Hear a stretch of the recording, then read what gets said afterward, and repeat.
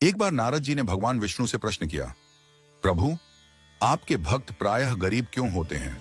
वे जीवन में इतनी कष्टमय स्थिति में क्यों रहते हैं, जबकि आपके निंदक और अधर्मी व्यक्ति धन संपत्ति में संपन्न होते हैं? भगवान श्री हरि मुस्कुराए और बोले, नारद, मेरी कृपा और लीला को समझना बहुत कठिन है। इसे समझने के लिए तुम्हें मेरे साथ पृथ्वी पर चलना होगा। इतना कहकर भगवान श्री हरि और नारद मुनि साधु वेश में पृथ्वी पर आए। वे दोनों एक नगर पहुंचे और वहां के एक धनवान सेठ के घर जाकर भिक्षा मांगने के लिए दरवाजा खटखटाया। सेठ जी गुस्से में दरवाजे की ओर आए और देखा कि दो साधु खड़े हैं। भगवान ने प्रेम से कहा, भैया, बहुत भूख लगी है, कृपया थोड़ा भोजन दे दीजिए। सेठ जी यह सुनकर क्रोधित हो गए और बोले, तुम लोगों को शर्म नहीं आती? मेहनत करके खाने में क्या कठिनाई है? जाओ, जाकर किसी होटल से खाना मांगो, यहाँ भीख मांगने मत आओ। सेठ का यह व्यवहार देखकर नारद जी को बहुत दुख हुआ। वे भगवान से बोले, प्रभु, देखिए, यह व्यक्ति कितना अहंकारी और कठोर हृदय का है। वह न केवल आपको पहचानने में असमर्थ रहा, बल्कि आपको अपमानित भी कर रहा है। ऐसे व्यक्ति को तो दंड मिलना चाहिए। कृपया इसे कोई अभिशाप दीजिए। भगवान मुस्कुराए और बोले, नारद, मेरी लीला अपरंपार है। देखो, मैं इसे अभिशाप नहीं बल्कि आशीर्वाद देता हूँ। यह कहकर भगवान ने सेठ को और अधिक धन संपत्ति बढ़ाने का वरदान दे दिया। नारद जी यह देखकर चकित रह गए। उन्होंने सोचा कि जो व्यक्ति भगवान की निंदा कर रहा था, उसे तो और अधिक धन का वरदान मिल गया, लेकिन आगे जो हुआ वह और भी रहस्यमय था। इसके बाद भगवान और नारद मुनि नगर के बाहर एक वृद्धा के छोटे से झोंपड़े के पास पहुंचे। वह वृद्धा अत्यंत गरीब थी और उसकी संपत्ति केवल एक गाय थी, जिससे वह अपना जीवन यापन करती थी।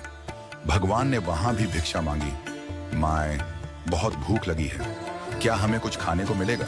वृद्धा अपने झोंपड़े से बाहर आई और आनंदित होकर बोली, प्रभु, मेरे पास आपके लिए देने को बहुत कुछ तो नहीं है, लेकिन जो भी है वह आपका ही दिया हुआ है। कृपया इसे स्वीकार करें। यह कहकर वृद्धा झटपट अंदर गई और अपनी गाय का ताजा दूध निकालकर 2 कटोरे में ले आई। उसने बड़े प्रेम और श्रद्धा से भगवान और नारद जी को वह दूध अर्पित किया।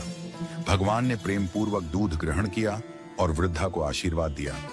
नारद जी यह देखकर प्रसन्न हुए और बोले, प्रभु, यह देखिए, यह भक्त आपको कितने प्रेम से भोग अर्पित कर रही है। इसने अपने पास जो भी था वह सब कुछ आपको समर्पित कर दिया। कृपया इसे कोई बड़ा वरदान दीजिए जिससे इसका जीवन सुखी हो जाए। भगवान ने थोड़ी देर सोचा और वृद्धा की गाय को मरने का अभिशाप दे दिया। यह सुनकर नारद जी अत्यंत व्याकुल हो गए। उन्होंने कहा, प्रभु, यह आपने क्या किया?